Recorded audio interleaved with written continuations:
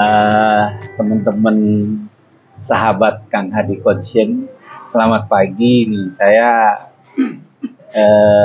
di bulan April ya, ini tanggal 19, kebetulan berkumpul di Sate Senayan Salemba ya.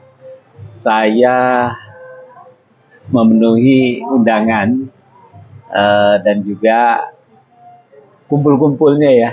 Ada Dr. Priyo Sidi Pratomo ya. Ini yang biasa tampil di YouTube saya, yang memang orang udah terkenal dari sejak lama ini ya. Ada Dr. Teddy Harto ya. Selamat pagi Dr. Priyo, Dr. Teddy ya. Dan sebelah kanan saya ini ada Dr. Sugit Nugraha ya. Ya. Beliau adalah pengusaha Taman Cicido. Ya, ya. Baik, kita hanya bincang-bincang saja, Dr. Priyo, Dr. Teddy, Dr. Sugit ya. Dr. Priyo dulu nih ya. Dr. Priyo, akhir-akhir ini nih saya melihat dan mengamati sistem kesehatan nasional kita ini sama sekali ini berubah dengan dikeluarkannya Undang-Undang Nomor 17 Tahun 2023 tentang kesehatan. Tetapi mungkin saya akan menanyakan dahulu nih, karena Dr. Priyo ini kan passionnya adalah mengajar ya, pendidik. Kira-kira dari pengalaman yang sejak awal sampai sekarang yang Dr. Priyo rasakan, ada nggak perubahan daripada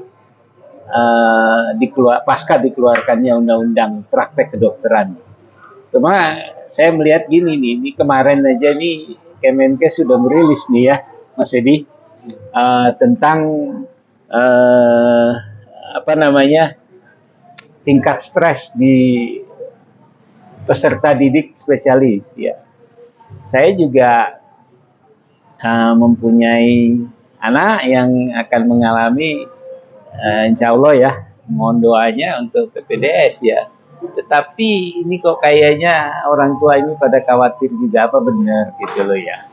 Banyak di grup-grup WA mengatakan ya, bahkan dirilis di CNN, hal tersebut tuh ada di mana-mana ya, nggak di pendidikan doang Pak Priyo, tingkat stres masyarakat.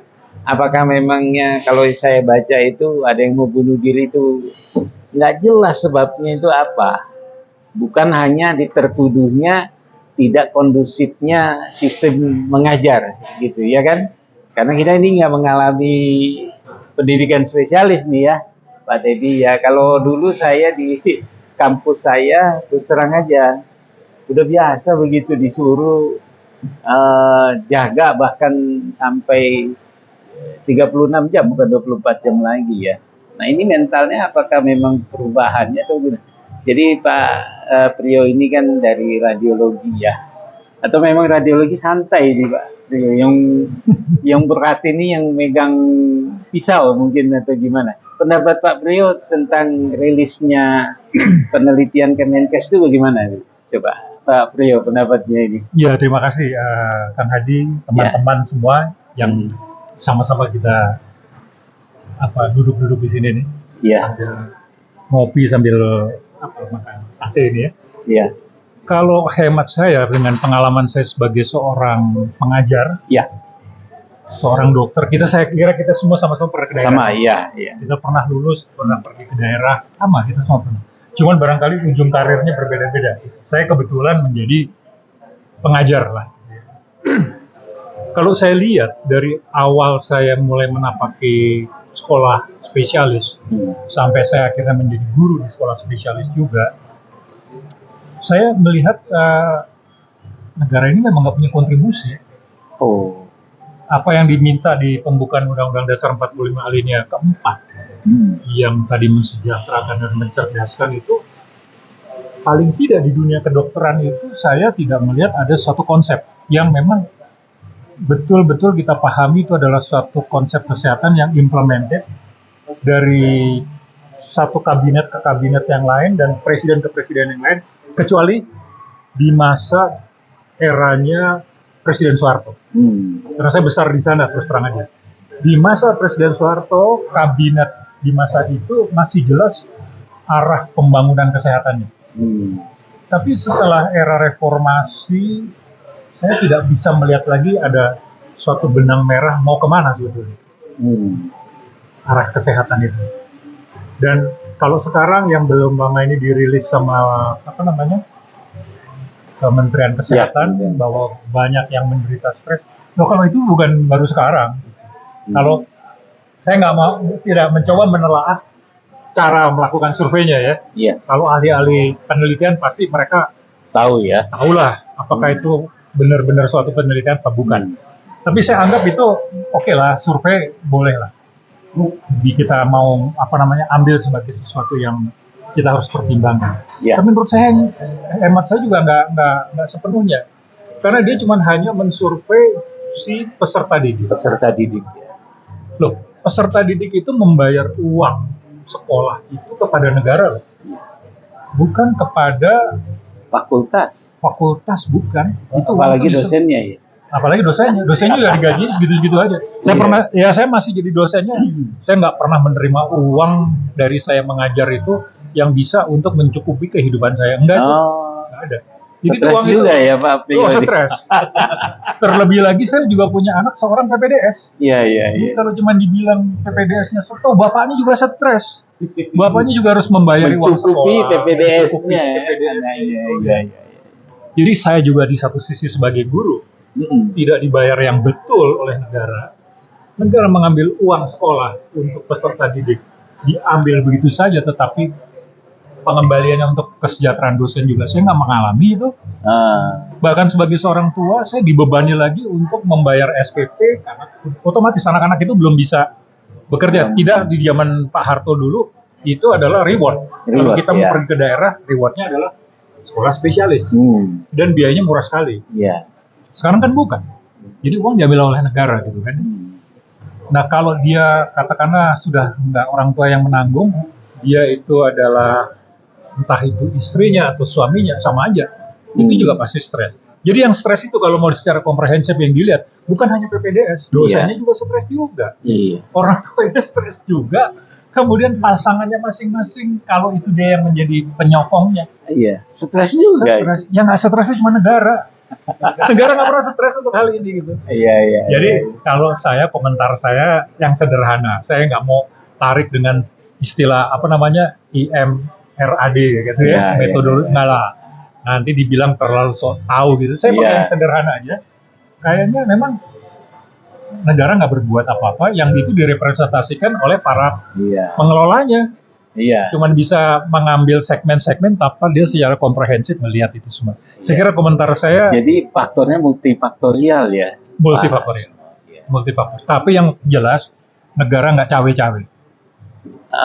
Bahkan negara menikmati dari mereka yang sekolah itu, karena bayar uang sekolah. Sama seperti negara melakukan PPNBM terhadap alat kesehatan. Negara juga hidup dari orang sakit. Betul. Nah, itu dulu sementara. Baik, terima kasih. Nah, ini sekarang Dr. Teddy ini. Dr. Teddy ini kita tahulah di WA grup yang terbatas ya, tanggapannya ini beragam nih. Tentang rilisnya tingkat stres hampir berapa ya, 32% ya. Bahkan ada yang mau bunuh diri ya. Nah, ini sebetulnya saya jangan-jangan ini ada sesuatu, penelitian ini memang betul, tapi kenapa mesti diungkapkan, apa motivasinya? Ya mungkin ya, kita boleh dibilang kalau nggak ada menerka ini kan tidak ada pembicaraan apa-apa ya. Cuman saya melihat ini kalau di dalam grup tuh, wah jangan-jangan ini downgrade atau degradasi nih Pak Priyo ini nanti. Apa bagaimana ini menurut tanggapan Mas Iya. Teddy ini? Nomor satu, kalau menurut saya, kalau itu dirilis oleh Kemenkes itu terlalu terburu-buru dan gegabah dengan data yang belum cukup valid ya. Terburu-buru menjustis suatu permasalahan di ranah pendidikan di mana itu faktor elemen pendukungnya itu banyak sekali. Dia hanya melihat dari satu Bukan sisi. kuantitatifnya PPDS hampir 12.000 nih. Iya. Rio ya. Bukan itu nggak cukup Iya, ya? nggak cukup. Oh, Apalagi luas ya. Iya, iya. Mungkin sampelnya juga belum memenuhi kriteria untuk ada 6 Indonesia. pertanyaan aja itu. Iya, hanya cuma 6 pertanyaan yang saya kira itu superficial. Jadi belum bisa kita anggap itu yang pertama.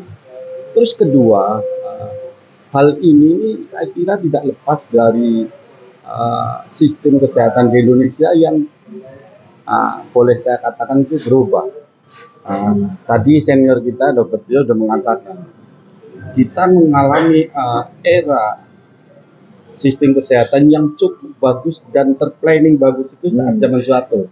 Jadi era ini kan saya kira itu lahir setelah era reformasi di mana banyak hal yang istilahnya lose control ya, apalagi dengan ada satu hal lagi bahwa ada sistem monopoli yang dikuasai negara untuk menghandle semua masalah kesehatan. Ini kurang cocok nih, kurang cocok, tidak sejalan lagi dengan Undang-Undang Dasar 45 ya, di mana negara itu nggak bisa memonopoli apalagi sistem kesehatan ya. Jadi ini salah satu pangkalnya dari sana, apalagi setelah lahirnya Undang-Undang BPJS kalau nggak salah nomor 40 tahun 2011 ya, di mana itu lebih memfokuskan lagi pemerintah akan membuat suatu aturan yang menguasai seluruh masyarakat Indonesia yang masif. monopoli Itu yang nggak boleh. Pemerintah itu nggak boleh berdagang dengan masyarakat. Ya. Kemudian pemerintah tidak berpikir panjang efek yang terjadi akibat sistem monopoli itu. Ya, tatanan dari pendidikan, tatanan dari pekerjaan ya, baik tenaga dokter maupun tenaga medis itu mau istilahnya dirangkumkan satu dengan keinginan pemerintah, makanya lahirlah saya kira Undang-Undang Nomor 17 tahun 2003 itu yang menjadi runutan yang sampai saat ini saya kira perlu kita cermati bahwa ini nggak cocok. Saya kira itu yang menjadi pangkalnya kami. Jadi sekali lagi bahwa terlalu dini Kemenkes menjustis dengan alasan penelitian atau apa itu, padahal variabel dunia pendidikan itu sangat luas dan pertanyaannya terlalu superficial untuk menyimpulkan bahwa 32% depresi berat istilahnya ya. Saya kira itu awalnya. Baik. Nah, ini kita ngobrol pagi ini makin dalam nih, makin menyentuh ke sisi yang lain, namanya juga sistem kesehatan nasional. Nah, Dr. Trio, Dr. Teddy ini pengusaha. Sebetulnya dia klinis, masih awalnya dari klinik ya, tetapi diversifikasi. Beliau juga sering bersama saya, Dr. Sugit ini, dan anaknya juga seorang dokter ya. Ini stres juga beliau ini, tapi kelihatannya nggak tampak stres ya, karena udah ada cadangan. Dr. Sugit, kira-kira apa yang bisa dipesankan kepada generasi muda ini? Dan juga pada mungkin ke depan ya, tidak ada orang yang menolak untuk spesialisasi. Tapi kan kesempatannya itu kan kita akui lah jumlah FK lebih besar daripada yang membuka spesialis. Dan tidak mungkin seluruh lulusan FK itu jadi spesialis semua. Beliau juga ketua PDI Banten, ya nggak? Nah, kira-kira pesannya apa nih? Ini kelihatannya di samping juga harus ada diversifikasi buat dari orang tua diturunkan ke anaknya. Tapi kan kalau tidak punya itu juga pusing juga nih kita. Ya, untuk sebetulnya saya bilang cocok nggak sih ya bahwa jadi dokter itu ya memang pengabdian, memang betul ya Pak Priyo ya. Tetapi kan hidup di zaman modern juga kita harus membuka diri juga untuk itu. Penghargaan yang tadi Pak Priyo katakan nih, dosen aja sangat nggak hidup beliau ini. Ini mohon maaf nih bukan merendahkan ya Pak. Dosen juga stres banget. Iya, gitu loh. Bukan merendahkan ya, mohon maaf, ngapura banget. Beliau adalah dosen dan senior kita semua ini. Menurut Pak Sugit apa nih, Dr. Sugit yang bisa dipesankan kepada generasi muda? Karena generasi kita ini hampir mirip nih Pak Teddy, saya, Pak Sugit. Ya.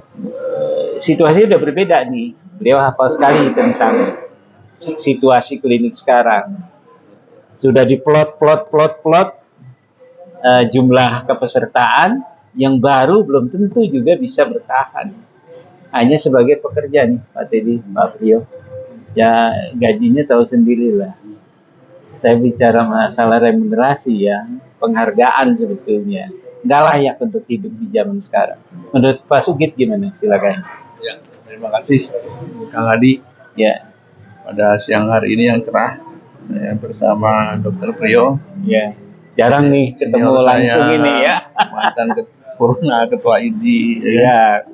Wah iya, saya belum sebutin lagi ya, mantan ketua ID nih. Ya, Dr. Teddy yang dari Bekasi ya. Kebetulan saya juga lulus ini di era Pak Harto. Saya masuk dari sebuah desa di Jawa Tengah. Saya pengen lihat Jakarta, pengen sekolah di Jakarta. Nama desanya apa Pak? Oh, desanya Karangbungu, Karangdowo, Klaten ya. Klaten, orang Klaten ini. Jadi saya pertama kali ngecek Jakarta dan lihat Monas dulu, baru kita merapat ke baru daftar UI, terima lihat Monas ya Pak ya. Alhamdulillah saya ya tidak bisa dipungkirin ya, saya bisa dengan tekad yang kuat.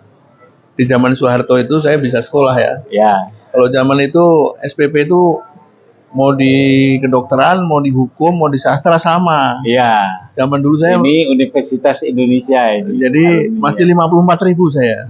Waktu itu masuk tahun 85. Jadi masih 54.000. Saya 45 aja. Jadi kita berapa, Pak? 250. Nah, saya udah 350. Berarti yang harus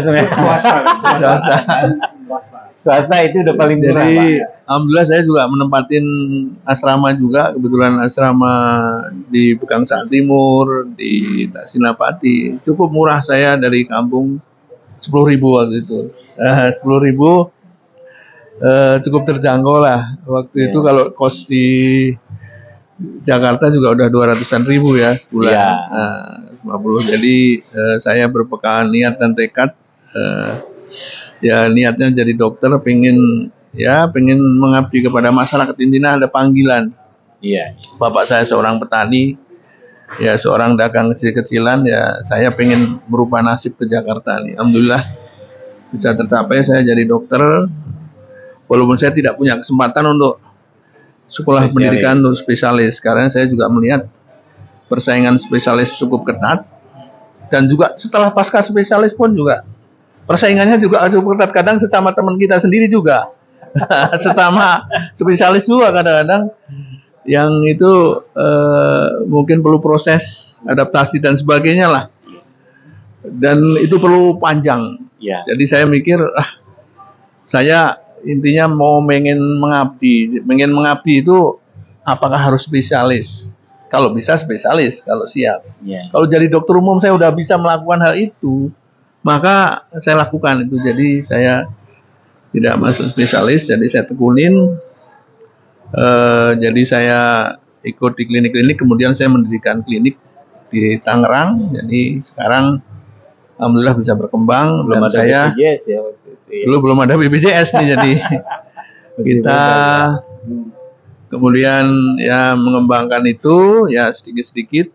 Saya nabung untuk kemudian ada perubahan baru terjadi BPJS ya kan di 2014. Nah, saya melihat ke depan BPJS ini apakah terus mulus berjalan seperti ini atau mungkin akan ada permasalahan, sehingga saya mengembangkan hal lain yang mungkin ke depan bisa untuk bisa tambahan diverifikasi, dan juga mungkin untuk masih ada hubungannya dengan kesehatan. Karena sehat tidak meski fisik, jasmani, Ya. rohani pun juga harus disehatkan. Jadi saya Itu tujuannya bagus ya. membuat suatu wisata, termasuk wisata kuliner juga, wisata taman juga, yang bisa ntar mungkin bisa saya rangkum, bisa dikunjungin oleh member-member saya juga. Mungkin pasien-pasien yang mungkin misalnya biasanya udah memang mengangkar pengennya selalu ke saya, jadi member klinik saya. Jadi mereka kita sediakan wahana itu, mungkin tidak jauh dari klinik juga. Ya kebetulan untuk rohaninya ke taman, untuk jasmaninya juga bisa ke klinik, bisa juga makan yang bergizi ya. Ini bagaimana kita mengoneksikan. Habis makan ya lupa bayar ya Pak. Iya. Ini saya ngambil dari sisi itu. Jadi bagaimana marketing itu bisa berjalan jadi satu kesatuan. Iya. Itu ke depan sebagai diversifikasi, sehingga bila terjadi sesuatu dengan kondisi BPJS, entah ini lanjut atau tidak, ya kan? Karena dengar-dengar juga BPJS itu selalu defisit, ya kan? FKTP ini juga sekarang itu sebenarnya 80% itu puskesmas, monopoli pemerintahan. 20% hanya ke klinik swasta. Karena PBI-nya itu. Pemerintah itu mendengung-dengungkan pemerataan. Sebenarnya tujuan awal daripada BPJS ini ada sebenarnya pemerataan. Tapi sudah ada undang-undang redistribusi. Tapi tidak pernah dijalankan. Tidak jalan juga. Sebenarnya saya berpikir teman-teman dokter yang saat ini sejawat kita, ya tadi jadi masalah pemerataan tadi sekarang ini jadi distribusi nggak jalan. Ya. Jadi sebenarnya dengan padahal regulasi redistribusinya sudah ada ya. Sebenarnya kalau kita tidak Kemenkes tidak kebijakannya itu direalisasikan ya, dengan kebijakan tidak direalisasikan ya. Harusnya juga dikontrol ya, Pak. Dikontrol. Jadi sekarang ini malah terlihat monopolinya puskesmas, padahal dengan mendidik seorang dokter plus mungkin ditambah entrepreneurship. Iya. Jadi dokter dikasih, kalau ke daerah dikasih peserta aja. Iya. Misalnya kan sekarang puskesmas ada 40.000 atau berapa, sebenarnya dikasih 10.000 atau antara 5.000 10.000 seorang dokter praktek pribadi itu udah jalan mungkin. Iya. Plus entrepreneurship di daerah, mungkin di tiap daerah kita itu selalu ada ada potensi segala macam potensi. Apalagi sekarang zaman digital ya. Mungkin kita kembangkan UMKM di daerah itu. Itulah sebagai dokter-dokter kita sebagai agent juga untuk sekarang UMKM. Pemilik kliniknya itu bukannya para dokter juga, BUMN dan segala macam. Itu. Pak Turman, ya. Normal. Ya. Baru normal. Ya. Jadi Pak, ayo. Jadi itu sekilas saya. Iya. Untuk ke depan bagaimana sebenarnya kebijakan tidak ini udah ada undang-undang, ada peraturan, tapi nggak jalan kebijakannya. Khusus sekarang sepertinya puskesmas sudah mulai penguatan, malah kuratifnya sekarang. Jadi ini ya. Harusnya ini disebar merangsang swasta, dalam arti swasta ini dokter-dokter baru ini sekarang nggak usah jadi, sekarang masih berlomba-lomba pengen jadi P3K segala macam, harusnya dorong aja mereka untuk jadi entrepreneurship. Sebenarnya konsepnya itu salah satu contoh bagaimana dia bisa selesai tanpa cawe-cawe pemerintah. Ya, saya lepas tanpa dapat gaji swasta tuh. Itu kurang lebihnya itu. Oke. Ke depan mungkin kalau memang kebijakan itu pemerataan, yuk lakukan pemerataan. Tapi Kayak tidak ada, distribusi, ya. tidak ada pemerataan. Rangsanglah mereka untuk swasta. Dokter-dokter yang baru lulus ini. Tidak mesti harus jadi spesialis.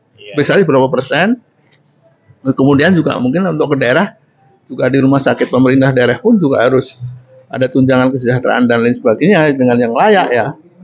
Mungkin itulah. Dan juga mungkin juga kalau sekarang ini kan semuanya BPJS juga dinikmati orang kota, orang daerah ini kalau ntar dibuka banyak spesialis juga, tagihan BPJS juga akan melonjak juga loh. Jadi ntar makin defisit juga nih. Ya. Hati-hati anggaran juga harus didukung. Makin mencari bagaimana mengembalikan. Iya, kan berarti kan sebenarnya yang primer ini yang didorong. Iya. Di primer yang harus didorong sebenarnya mencegah ke rumah sakit. Penguatan layanan Primer dan ini diswastakan mungkin akan lebih bagus. Yang apa namanya? Yang sempurna tanpa pemberdayaan dari yang layanan primer. Ya, itu kurang lebihnya itulah. Oke. Ya, makasih. Ini kita kedatangan teman ini. Mungkin Dokter Norman kita geser dikit. Ini izin Anggit mungkin mau pesan minuman nih Pak Norman. Ini Pak Norman Jainal ini tadi karena ada panggilan ya. Beliau adalah spesialis ortopedi ya. Selamat datang Pak Norman. Kita lagi bincang-bincang ini sistem kesehatan, sebetulnya sistem kesehatan yang boleh dibilang ini harus sehat semua nih, baik dari produksi, waktu dia bekerja maupun setelah pensiun. Terutama ya saya tidak mendiskriminasi nih para dokter. Nah ini saya tanya dulu Pak Priyo nih, tadi Pak Sugit. Pak Priyo, ternyata di FK kita yang sekarang ini jumlahnya saya pikir 120. Ya. Tapi rencana mau 300 juga. Ini aja udah hampir 12.000 nih Pak Priyo. Dokter loh. Ini gimana ini Pak Priyo memandang ini ke depan? Karena tadi udah dibicarakan redistribusinya saja tidak jalan. Pasien yang ada di puskesmas sudah berubah fungsi menjadi curative center. Memang sih kita akuin BPJS membayar puskesmas jauh lebih murah. Ya. Selisihnya berapa ya? 8.000 ya kalau nggak salah. Sebenarnya juga sebenarnya 30%. 30% ya. Tapi kan dia memang semuanya udah disupport. Ya, tapi klinik cenderung bukanya lebih lama. Lebih lama, utilisasinya lebih besar. Sebenarnya Iya. dari sisi itu imbang sebenarnya. Iya. Imbang. Kalau kita teliti harga persatuannya sebetulnya lebih mahal di sana ya daripada produksi Apalagi kita. dari sumbang gedung dan sebagainya tenaga. Iya. Ini gimana Pak Priyo memandangnya ini kalau melihat fenomena ini, Pak? Kalau saya melihat fenomena yang disampaikan Dr. Sugit tadi, ini kan evidence based nih, Ya real. real evidence based. Gak apa-apa, itu yang banyak tadi itu jadikan itu aset. Tetapi tumpuannya pemerintah yang harus cawe-cawe betul itu adalah di aspek preventif dan promotifnya. Kuratif lepaskan aja sama mereka. Sekalipun itu di layanan primer. Tapi sekarang masalahnya izin, saya potong. Ya, Menjadi sumber pendapatan daerah-daerah ini, Pak. Menkes juga nggak bisa mengontrol ini semua. nah yang mestinya Belut itu loh. yang mestinya dibuat regulasinya itu adalah regulasi untuk memastikan yang tadi yang menjadi cita-cita Kang Hadi maupun Pak Sugit. Oh. Pemerintah itu harusnya dia atur itu saja yang preventif dan promotif aja. Kalau misalnya nih sekarang nih kita makan sate gini ya, kadar garamnya ditera, kadar gulanya ditera, otomatis kontribusinya besar itu untuk orang jadi sehat. Ada satu tulisan yang mengatakan bahwa ada potensi untuk menjadi diabetes itu ya dengan mengatur ini itu bisa mengurangi hingga 58%. Itu kerjaan pemerintah. Itu kerjaan pemerintah di sana. Bukan pemerintah bikin spesialis, bukan pemerintah bikin kuratif itu, lepaskan saja yang sisi. Iya. Saya kira kalau saya komentar itu karena Jadi memang fungsi pengawasan nggak jalan nih Pak. Dipancing gini bingung ya. ya ini sebetulnya masyarakat itu semua udah bisa mengatur dirinya sendiri kok. Negara ini bukan hanya dibangun oleh pemerintah, tetapi juga oleh masyarakatnya. Iya. Pemerintah itu memegang yang skala prioritas saja. Selebihnya masyarakat bisa menyelesaikan kok. Kalau dia mau pegang semuanya, it's impossible. Saya kasih contoh, Cina. Di Cina itu yang diintervensi sama dia adalah sejak usia 0 hingga usia 5 tahun. Itu yang dikasih makan benar, ibu hamilnya dan sebagainya, anak-anaknya. Karena di situ adalah pertumbuhan dari intelektual. 2/3 intelektual itu masa tumbuh ya. di situ Ya. pada usia 2 tahun. Selebihnya masyarakat sendiri yang menyelesaikan juga gitu loh. Itu kira-kira seperti itu kalau saya. Iya. Oke. Berarti ini memang harus ada pengembalian fungsi ya, Iya. Pak. Ini kita tadi saya udah bilang ada Dr. Norman nih. Beliau pendapatnya juga cukup kita nanti nih ya. Pak Norman. Siapa? Pak Norman ini kan kemarin bercita-cita masuk ke DPR ya. Tapi ya memang ada yang beruntung, ada yang tidak ya Pak ya. Nggak apa-apa. Tapi udah mengalami nih masa-masa yang dari sejak muda sampai sekarang ingin membetulkan dari sisi parlemen ya kan. Tapi kita lihat sekarang ini, kita terus terang aja ya Pak Norman, tadi mungkin kita sudah bicara masalah kesehatan kita ya.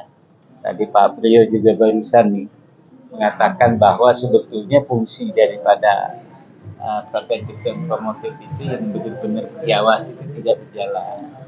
Kalau saya nggak tahu, kalau di Jepang itu sangat ketat sekali orang dagang, ya Pak ya. Terus di Cina juga udah mulai begitu Pak. Cina bahkan pemerintahnya mengintervensi gitu. Nah, kalau menurut pendapat Pak Norman, gimana nih pandangannya? Ya ini kita kan namanya beropini pribadi-pribadi ya. Barangkali kan bisa saja ingin menyatukan pendapat kita lagi sebagai sumbangsi kita ya. Belum tentu juga mendengar tadi dari Pak Subit saja sudah ada diversifikasi sebagai dokter itu menjadi pengusaha hiburan nih. Hiburan kolam renang, taman bermain ya Pak ya. Tapi kliniknya jalan juga. Beliau Jadi praktek. Kombinasi sustain, semua. supaya sustain. Bisa menghidupi banyak orang ini. Ya, bisa menyenangkan banyak orang sehat pikirannya. Menurut Pak Norman bagaimana nih? Silakan. Ya, ini pertanyaan Kang Hadi ini luar biasa gitu kan. Saya mohon maaf karena terlambat Nggak apa-apa. ngikutin diskusinya tadi. Karena stres mencari Iya. informasi juga. Ternyata stresnya Pak Menkes menular ke kita ya. Oh, Jadi begini, kalau saya melihat memang dalam mengelola sebuah sistem secara luas, secara nasional tersebut, pelaku-pelaku itu harus memainkan instrumennya masing-masing sebetulnya. Dia berdiri sebagai apa, kemudian fungsinya apa, dan itulah yang dimainkan. tahu posisi Tahu masing-masing. posisi masing-masing. Nah, pemerintah, Kemenkes dalam hal ini mestinya berfungsi sebagai regulator yang tadi telah disampaikan oleh Dr. Priyo, bahwa dia itu harusnya menjalankan tupoksinya. Tupoksinya itu ditugaskan oleh Presiden kepada menterinya sebagai pembantu beliau ya. Ya. Resmi itu, menteri itu pembantu dari Presiden. Ada tugas-tugas tupoksinya itu. Yang kemarin dievaluasi itu rapor Menkesnya banyak merah. Berarti remedial dong Pak. Harusnya Menkes itu fokus kepada tugas tupoksinya. Ya, itu. betul. Stunting kah, penyakit menular kah, Ya. soal gizi, soal angka kematian ibu, angka kematian bayi, mestinya bermain di situ. Nah, untuk memahami itu perlu orang yang betul-betul mengerti kesehatan itu komprehensif. Iya. Tidak bisa seorang ahli manajemen murni mengerti Mengurusi? detail yang tidak mengerti teknisnya. Iya, mengurusi segala-galanya ya. Saya belajar manajemen. Saya termasuk yang tidak sepakat seorang top manager itu akan sukses bekerja di mana-mana. Itu saya nggak akan. Saya nggak setuju. Kenapa? Karena dia nggak ngerti teknisnya. Diketawain sama anak buahnya ketika dia melempar sebuah isu menggunakan sebuah terminologi. Kenapa nggak pas? Nah, salah satu kekeliruan dari sistem penunjukan penempatan pembantu presiden yang sekarang ini, ya walaupun kita bisa bilangin itu adalah stylenya Bapak Jokowi, Iya. dia bilangin out of the box, nunjuk seseorang yang tidak mengerti kesehatan menjadi top manager di bidang kesehatan, walaupun beliau tadinya bankers ya jadilah semua seperti sekarang, semua diliberalkan, semua dikapitalisasikan, semua istilahnya itu diuangkan. Iya. Kenapa semuanya itu dia berhitung cuma hitungan angka-angka dalam bentuk rupiah, dalam bentuk bagaimana menghemat anggaran, bagaimana menerima uang, sehingga detail dari programnya itu dia nggak ngerti tupoksinya, lari dari tupoksinya. Iya. Dan kita bisa berdiskusi baik untuk ini, dan saya selalu nawarkan, bukalah Bapak Menkes itu, kita diskusi face to face. Apa yang harus dilakukan untuk Kementerian Kesehatan ini? Itu satu dari sisi Kementerian Kesehatan. Kemudian dari sisi badan nasional yang namanya badan BPJS itu apa panjangnya? Badan penyelenggara jaminan Ya. sosial kesehatannya. Nah, itu juga dalam prakteknya dia adalah sebetulnya badan penjamin kesehatan, tapi dia juga jadi regulator. Dia juga yang menentukan bahwa untuk penyakit ini kriterianya ini, dipulangkannya kalau begini. Ya. Nah itu aneh juga. Kadang-kala berlawanan dengan kayak Permenkesnya. Dan yang paling penting itu adalah berlawanan dengan natural ilmu itu sendiri. Oh, betul. Sementara ilmu kita kesehatan, ilmu kedokteran ini diajarkan dengan cara yang sama se-Indonesia melalui kurikulum. Tapi dalam prakteknya nanti diatur oleh sebuah institusi yang menurut dia benar. Padahal mohon maaf ya, di BPJS itu ya mungkin lebih banyak dokter-dokter yang sifatnya belajar kesehatan dalam sisi manajemen kesehatannya, bukan dari sisi teknisnya. Bahkan verifikatornya belum tentu dia dokter. Nah, itu karena dia benar. Iya kan? Verifikatornya bukan dokter. Iya. Nah, sehingga terjadi di situ prosedurnya kena, kemudian pelaksanaannya kena, sehingga jadi ruwet. Iya, distorsi lah istilahnya. Jadi kita hanya berharap, kalau saya selintas harap kembalikanlah segala sesuatunya itu kepada ahlinya, dudukkan pada tempatnya. Kemudian tempatkan seseorang memang sesuai keahliannya. Iya. Ya kan kita tahu man behind the guns itu penting. Betul. Kalau senjata itu digunakan oleh serampangan, ya beginilah keadaannya. Kita siap berdialog lebih dalam soal ini dengan siapapun. Iya. Nah, terakhir ya itu tadi, di legislatif sendiri boleh dihitung jari tuh yang mengerti kesehatan di DPR itu. Iya, yang membuat undang-undang itu. Ya kita paham lah, di DPR bikin undang-undang ahli juga hitungannya proyek, yang penting ini dana keluar, dapat itu udah gol gitu. Iya. Itulah Indonesia sebetulnya. Iya. Dan tugas kita ke depan memperbaiki itu, benar-benar ahli gitu. Iya. Jangan hanya proyek-proyek kan. Nah, ditambah lagi ada segelintir orang yang haji mumpung nih. Iya. Ya, ngajukan usulan, bikin draft, masukkan ke dalam sana seolah-olah benar, padahal di belakangnya ya itu semuanya Ada. penuh kepentingan ya. Betul. Baik, Dokter Terima kasih. Teddy nih. Iya. Mungkin Ya kan di oh ini dia. Dokter Teddy nih, ini tadi Bang Norman udah nyebut gitu nih. Sebetulnya kalau saya ingin tahu nih, Menkes yang seperti apa sih yang diharapin? Ini nggak apa-apa ya Pak Priyo ya. Kriterianya ada sendiri nggak? Kalau dokter ada yang udah jadi dokter juga ada. Kemarin sebelumnya. Tapi kayaknya ada resistensi juga lah, bahkan dari presiden sendiri ya. Ini apa nih pesannya nih? Ya. Tentu leadership itu kita tunggu nih Pak Teddy ini untuk kabinet berikutnya nih pesan. Ya. Yang jelas kriteria nomor 1, kalau ingin memimpin suatu institusi itu ya otomatis diutamakan orang dari institusi itu sendiri, nomor 1 ya. Ya. Jadi karena ini masalah kesehatan ya yang memimpin orang kesehatan 1. Terus kedua, orang ini benar-benar paham ya, paham SWOT kesehatan. Analisis SWOT-nya ya. Ya, analisis SWOT-nya jelas. Terus kemudian dia harus berpihak. Penting nih, harus berpihak ya. Ya. Berpihak ke dunia kesehatan demi kemajuan dunia kesehatan dan negara kita. Oh. Penting itu. Jadi kalau dia nggak paham, ya, tidak tahu SWOT, terus dia tidak berpihak ke dunia kesehatan, nanti kita bisa terombang-ambing.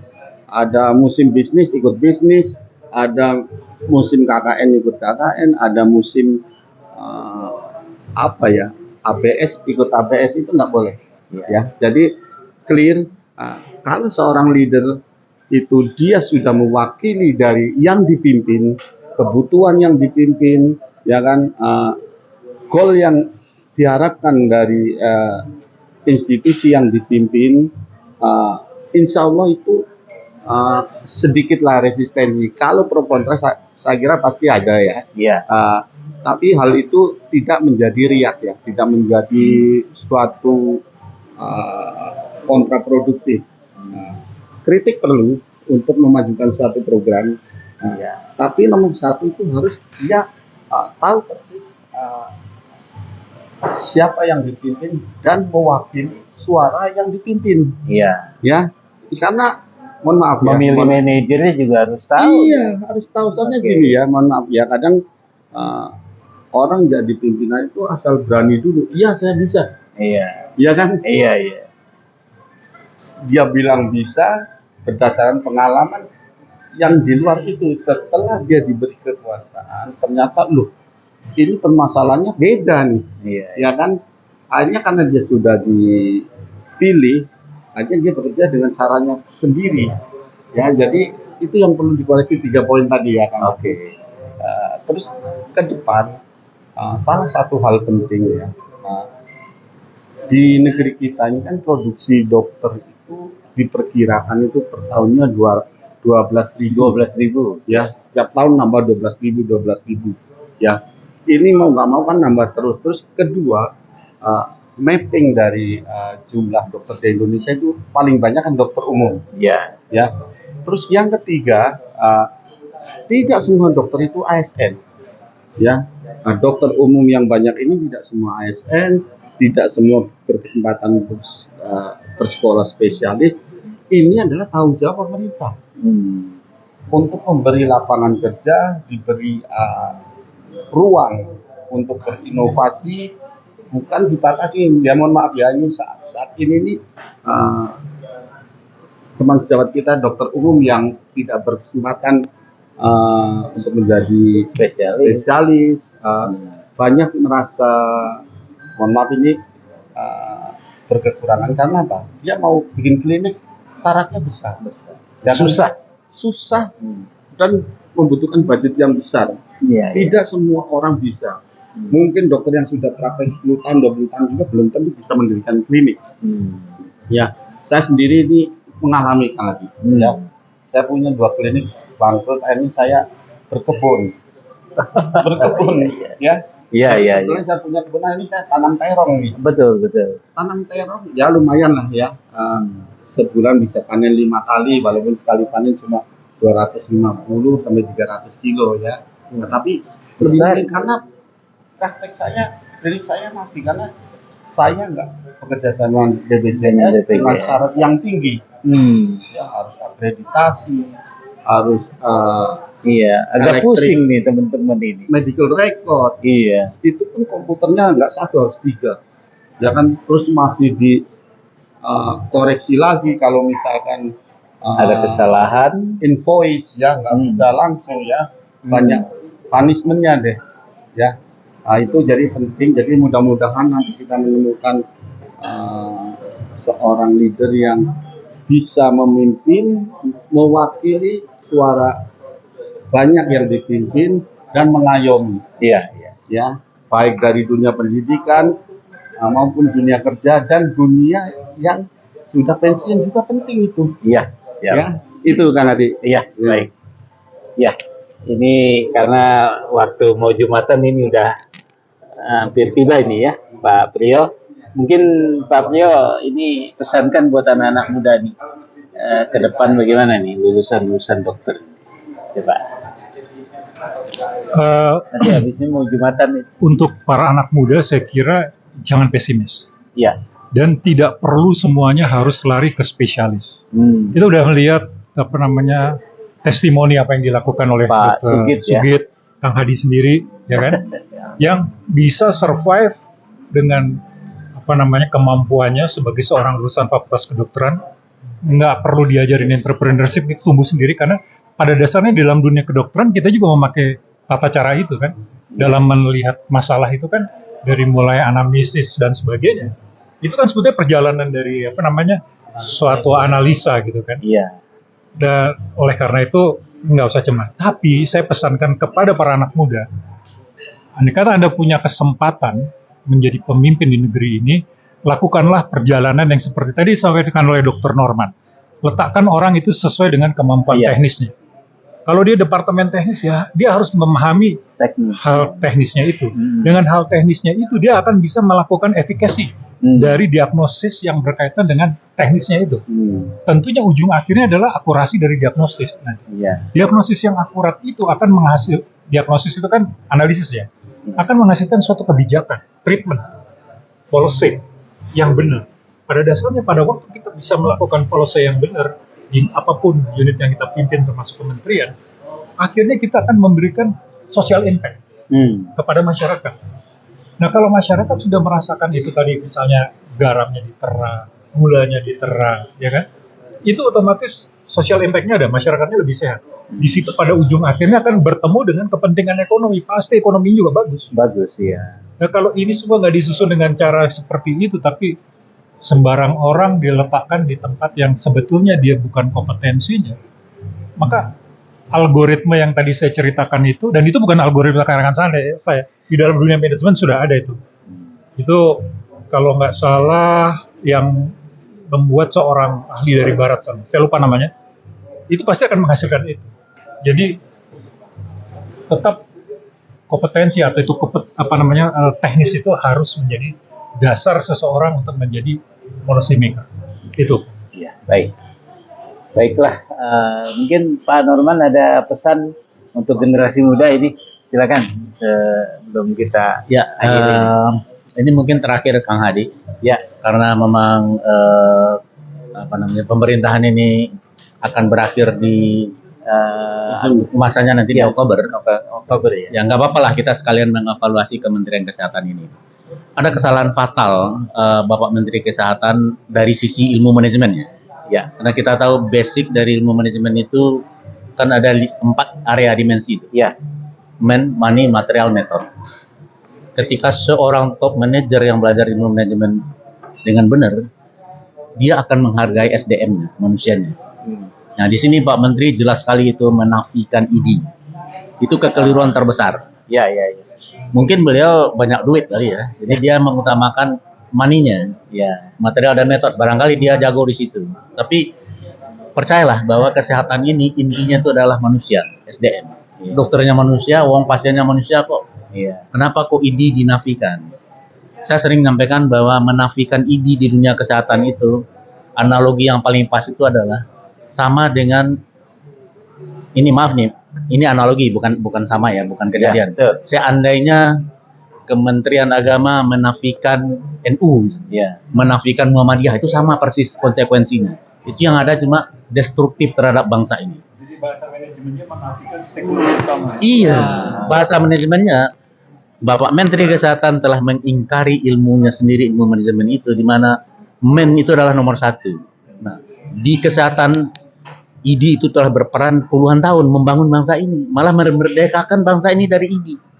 Dan sama ya, Pak. Saya menyampaikan bahwa inilah bentuk-bentuk disruptive management yang terjadi saat ini, dan ini tidak boleh terjadi pada periode berikutnya. Dan ini perlu silakan disebarkan seluruh Indonesia, dan insya Allah kita siap berdiskusi untuk ini. Nanti kita kasih masukan ya. Siap. Pada siapapun yang baru ini. Betul, Kang Hadi. Terima kasih. Pak Sugit ada pesan buat generasi muda? Silakan. Ya, buat teman-teman. Ya, sekarang sekolah dokter lumayan mahal nih, Dokter Priyo. SPP-nya kisaran 20 juta, 25 juta ini. Di negeri pun kadang lebih mahal daripada swasta. Tapi itu masuk ke negara semua tuh. Nah, dosen juga. itu kita juga prihatin nih. Jadi kemungkinan yang masuk dokter juga, ini mungkin yang dari bidik misi yang mungkin hanya 1%, 2% mungkin ya kan, yang mungkin dari kurang mampu ya. Ya, moga-moga ke depan yang mungkin lulusannya juga pasti akan makin banyak ini. Ya, semoga mereka sebagai dokter muda yang punya dedikasi yang tinggi tetap akan mengabdikan masyarakat, bahwa kita sudah punya bekal senjata sebagai seorang dokter, walaupun itu hanya dokter umum, kita sudah banyak membantu, bisa melakukan banyak hal sebagai dokter umum itu. Bagaimana kedokteran promotif preventif ini dan mencegah pasien biar tidak timbul penyakit atau penyakit tadi lebih fatal lagi, itu tugas kita di layanan primer, dan itu akan mengurangi kos pembiayaan kesehatan di masyarakat, dan masyarakat akan sejahtera. Percaya itu. Ya. Dan kita kembangkan sisi lain yang ada potensi di masyarakat itu, ya. sehingga masyarakat juga ikut menikmati juga, dan kita jadi menyatu dengan masyarakat sekitar.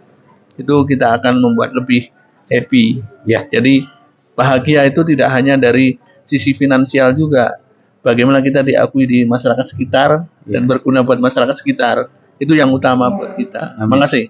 Amin. Wah, ini luar biasa ini. Ya, entrepreneurship sejati ya. Baik, karena kita teman-teman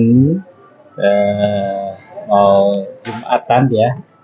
Ini sebetulnya masih panjang yang masih kita bicara. Nanti kita bertemu lagi lah suatu saat di lain kesempatan ya. Karena dengan podcast begini menambah kita kangen ingin ketemu dan memperpanjang umur kita ya. Jadi di samping juga kita berkontribusinya macam-macam nih, Pak Priyo, Pak Herman ya, Pak Teddy, Pak Sugit ya. Baik teman-teman, Kang Hadi Komjen, demikianlah dari Salemba ya. Ini dekat dengan kampusnya Pak Priyo dengan Pak Sugit, kampus perjuangan. Kita akhiri bincang pendek kita hari ini ya. Mungkin tidak berpola, tetapi polanya ada satu, jangan takut menjadi dokter umum ya. Terus kedua, jadi dokter itu adalah sesuatu yang sangat beda dengan orang lain. Kita bisa mempengaruhi kebijakan, betul ya Pak Norman ya, baik dari segala lini. Percayalah, dokter Indonesia terbaik untuk masyarakat Indonesia. Kita akhiri ya, Pak Norman, Pak Teddy, Pak Priyo, Pak Sugit, terima kasih, dan saya mengucapkan selamat siang nih sudah. Assalamualaikum warahmatullahi wabarakatuh. Terima kasih. Ya, terima kasih Pak Teddy, ya, Pak Sugit, ya, oke. Ya. Kang Adi, sorry saya terlambat. Oh enggak Pak. Pak mau makan dulu nggak? Saya itu